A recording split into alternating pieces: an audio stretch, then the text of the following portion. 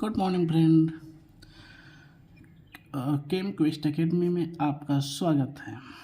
आज का टॉपिक है ज्विटर आयन। ज्विटर आयन पढ़ने से पहले हम लोग अमीनो एसिड के बारे में पढ़ लिए थे। अमीनो एसिड होता क्या है, अमीनो एसिड के क्लासिफिकेशन के बारे में और 20 अमीनो एसिड्स के नेम के बारे में, और ये कौन सा एसेंशियल है, कौन पोलर है, कौन नॉन पोलर है, इन सब का कैटेगरी को हमने पढ़ लिया। आज हम पढ़ेंगे कि ज्विटर आयन क्या होता है।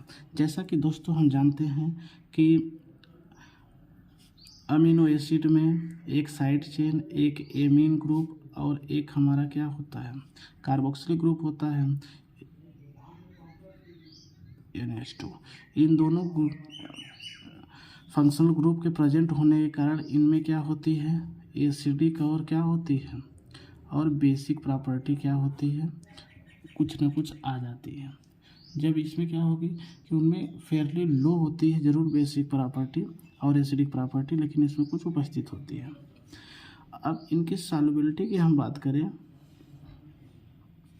तो ये देखो, ये क्या होंगे, जो नॉन पोलर सॉल्वेंट होगा, ठीक, जो नॉन पोलर क्या होगा, सॉल्वेंट होगा, इनमें ये लोग क्या होंगे, इनसॉल्युबल होंगे। इनमें क्या होंगे, इनसॉल्युबल।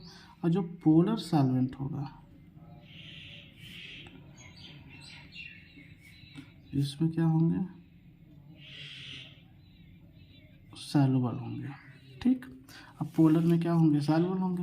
अगर हम इन्हीं में हम पोलर के लिए जो अगर वाटर की बात करें तो वाटर में क्या होंगे, अगर किसी भी अमीनो एसिड को घोलोगे, ठीक, तो भाई ये क्या होगा, इसमें तो सॉल्युबल हो जाएगा। और इनसे अगर वाटर में अमीनो एसिड घोलोगे तो ये जो सॉल्यूशन होगा इसका नाम होगा एक्वस सॉल्यूशन। अब अगर इसी अमीनो एसिड का जब एक्वस सॉल्यूशन लोगे तो अमीनो एसिड में क्या होगा, चेंजेस आएगा। चेंजेस क्या होगा, RCHCOOH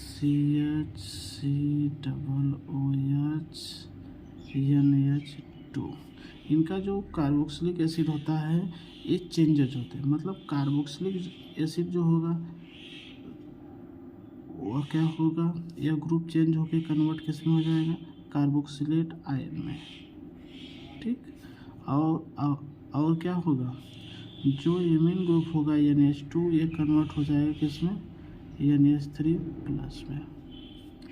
तो अब ध्यान दो, ये जैसे इनका वाटर में डिजॉल्व करते हो तो इनके जो प्रोटॉन होते हैं वो ट्रांसफर होकर कहाँ चले जाते हैं, एमीन ग्रुप के पास। तो क्या बन जाता है, RCHCOO माइनस और NH3 प्लस। अब इसमें देखोगे जो हमारा क्या है मॉलिक्यूल है, इसमें क्या हो जाता है, इसमें दोनों मतलब एक ही मॉलिक्यूल में पॉजिटिव और नेगेटिव दोनों है, तो इसी कारण इनको क्या बोलते हैं, डाइपोलर बोलते हैं। अगर कोई भी अमीनो एसिड पॉजिटिव और नेगेटिव दोनों कंटेन किया होता है तो इसी का नाम क्या होता है, ज्विटर आयन होता है। हम कह सकते हैं as a result of transfer, हाँ मतलब ट्रांसफर के कारण ये डाइपोलर आयन इज फॉर्म्ड। मतलब इसमें क्या होता है, डाइपोलर आयन क्या करता है, बनता है,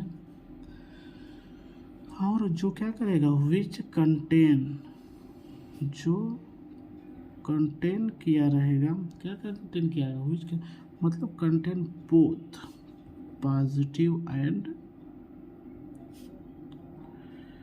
नेगेटिव आयन। मतलब ये पॉजिटिव और नेगेटिव दोनों आयन को कंटेन किया रहेगा, तो इसी को क्या कहेंगे, कॉल्ड ज्विटर आयन। कॉल्ड क्या कहलाएगा, ज्विटर आयन कहलाएगा। मतलब अगर पॉजिटिव कंटेंट किया रहेगा तो भाई ये क्या करेगा, ये एसिडिक सॉल्यूशन को इंडिकेट करेगा, और नेगेटिव रहेगा तो किसको दिखाएगा, बेसिक प्रॉपर्टी को इंडिकेट करेगा। तो हमने पढ़ा कि ज्विटर आयन क्या होता है, अगर कोई भी अमीनो एसिड है अगर इसका एक सॉल्यूशन बनाया जाता है तो इसका जो प्रोटॉन का ट्रांसफ़र हो जाता है कार्बोक्सिलिक ग्रुप से एमीन ग्रुप के पास, तो उसमें क्या होता है मतलब दो पॉजिटिव और नेगेटिव दोनों आयन कंटेन कर लेता है, तो डाईपोलर बन जाता है। यही डाईपोलर अगर क्या होगा इलेक्ट्रॉनों के माइग्रेशन के कारण या ट्रांसफर के कारण डाईपोलर बन जाता है, तो उसी को हम क्या बोलते हैं, ज्विटर आयन बोलते हैं। बस इतना जानिए कि ज्विटर आयन में क्या होना चाहिए कि कोई भी हमारा क्या होना चाहिए, अगर इलेक्ट्रॉन मतलब प्रोटॉन का ट्रांसफर हो रहा है तो उनमें पॉजिटिव और निगेटिव दोनों ही चार्ज आने चाहिए। अब हम पढ़ेंगे आइसो इलेक्ट्रिक पॉइंट।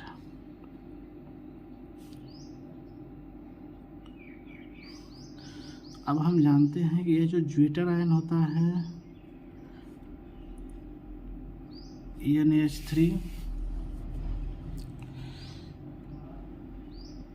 CO⁻, मतलब इनमें दोनों प्रॉपर्टी पाई जाती है, एसिडिक प्रॉपर्टी भी पाई जाती है और बेसिक प्रॉपर्टी। जब एसिडिक प्रॉपर्टी पाई जाती है मतलब इनको क्या होता है, एसिडिक सॉल्यूशन बनाया जाता है, और इनमें जब क्या होता है जब एसिडिक सॉल्यूशन बनाया जाएगा तो इनमें कह सकते हो कि भाई क्या होगा, जब एसिड के साथ करेंगे तो इनमें केवल पॉजिटिव चार्ज बचेंगे। कौन सा चार्ज बचेगा, पॉजिटिव चार्ज बचेगा। तो जब इनमें इलेक्ट्रिक फील्ड अप्लाई की जाएगी, क्या हो जाएगी, मतलब इलेक्ट्रिक फील्ड अप्लाई की जाएगी, तो उस कंडीशन में इनका क्या होगा, माइग्रेशन होगा। इनके आयन का क्या होगा, माइग्रेशन होगा। अब माइग्रेशन होगा तो ये लोग किधर माइग्रेट करेंगे, अगर पॉजिटिव आयन केवल बनेगा, एसिडिक मीडियम में क्या बचेगा, केवल पॉजिटिव आयन बचेगा, तो उस कंडीशन में इनका माइग्रेशन अगर पॉजिटिव है तो किधर जाएगा, नेगेटिव, मतलब कैथोड की तरफ। अगर बेसिक सोल्यूशन के साथ इनका सोल्यूशन मतलब ये लोग बेस के साथ रिएक्ट करते हैं तो उस समय इनके ऊपर क्या बचेगा, केवल नेगेटिव चार्ज बचेगा। और उस समय इलेक्ट्रिक जो क्या होगी, जो फील्ड अप्लाई की जाएगी, तो उस समय जो इनके चार्ज का माइग्रेशन होगा वो किधर होगा, अगर नेगेटिव चार्ज होगा तो एनोड की तरफ होगा। अगर हम कह दें कि जो हमारा क्या होगा, जैसे हम कह दें कि भाई इनके अगर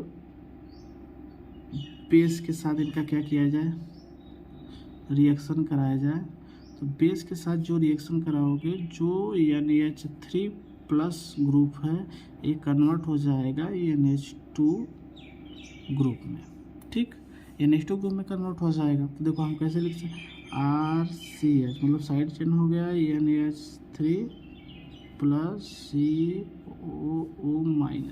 अब बेस के साथ क्रिया कराओगे OH माइनस, इनके ऊपर माइनस है, तो NH3 में एक एच बाहर निकलेगा अपने पॉजिटिव प्लस के साथ, तो ये क्या करेगा, इनके साथ मिलके क्या बना लेगा, वाटर बना लेगा।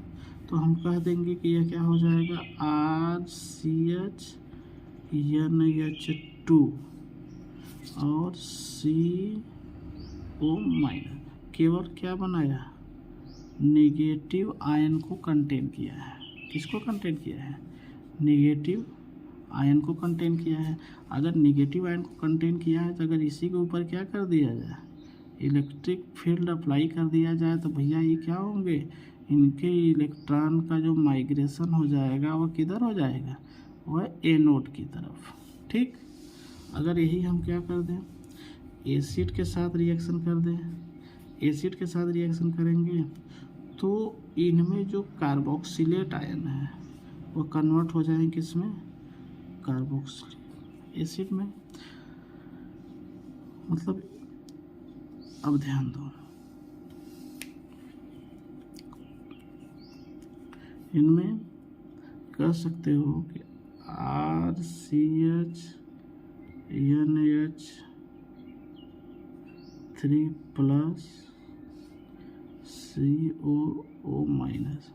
अगर इनका हम क्या करते हैं, अगर एसिड के साथ करेंगे तो H प्लस के साथ ट्रीटमेंट करेंगे। अब H प्लस को भैया ये देखो, इसके पास 2 लोन पेयर और एक इलेक्ट्रॉन इसका और एक जो बाहर से ला जिसके कारण माइनस चार्ज है, ये क्या करता है, ये हाइड्रोजन को दे देता है, तो ये बना लेता है RCH NH3 plus charge CO⁻, ये बना लिया। अब प्लस के बच्चे क्या हो जाएगा, H2 सॉरी H2O यहाँ तो बनेगा ही नहीं, H2O तो यहाँ निकलेगा, तो ये इसके साथ क्या हुआ, कैट हो गया और ये बना लिया COOH। अब इनके पास आप देखोगे कौन सा चार्ज है, केवल NH3 के ऊपर क्या है, पॉजिटिव चार्ज, तो ये क्या होगा, केवल पॉजिटिव चार्ज को कंटेन किया रहेगा। ठीक, अब पॉजिटिव चार्ज को कंटेन किया है, अगर इसके ऊपर हम क्या करेंगे, इलेक्ट्रिक फील्ड अगर अप्लाई करेंगे तो इनका जो माइग्रेशन होगा वो किधर होगा, ये माइग्रेशन होगा NO, मतलब अगर पॉजिटिव चार्ज है तो जाहिर सी बात है क्या होगा, कैथोड की तरफ जाएंगे। ठीक, अगर हम कह दें कि किसी pH पर अगर अमीनो एसिड को क्या किया गया है, किसी pH पर अगर अमीनो एसिड को घोला गया है, ठीक, अगर अमीनो एसिड का सॉल्यूशन बनाया गया है, तो उस कंडीशन में अगर इलेक्ट्रिक फील्ड अप्लाई होती है, क्या होती है, इलेक्ट्रिक फील्ड अप्लाई होती है, तो उस कंडीशन में अगर इलेक्ट्रिक फील्ड अप्लाई हुई तो अगर माइग्रेशन नहीं हुआ, मतलब नो माइग्रेशन ऑब्टेन्ड, मतलब उसमें आप माइग्रेशन नहीं पाया गया, तो जो वह pH होगा वह क्या कहलाएगा, जिस pH पर ऐसी मतलब फिनोमेना हुई उससे क्या बोलेंगे, आइसो इलेक्ट्रिक पॉइंट। ठीक, किसके लिए, फॉर दैट, मतलब जो अमीनो एसिड, जिस अमीनो एसिड को, फॉर दैट अमीनो एसिड, मतलब आइसो इलेक्ट्रिक पॉइंट एक तरह से माइग्रेशन को रोकता है। अगर किसी भी अमीनो एसिड का हम किसी pH पे सॉल्यूशन बनाते हैं, तो जिस pH पे आयन का ट्रांसफ़र नहीं हो, मतलब माइग्रेशन नहीं हो, तो उस pH को ही उस अमीनो एसिड का क्या कहते हैं, आइसो इलेक्ट्रिक पॉइंट कहते हैं। ठीक है, तो जैसे हमारा क्या है, अगर ग्लाइसिल का लेंगे तो क्या है, pH 6.1 है, मतलब ग्लाइसिल के लिए, ये जो ग्लाइसिल है इसके लिए जो आइसो इलेक्ट्रिक पॉइंट है वो कितना है, 6.1 है। Thank you.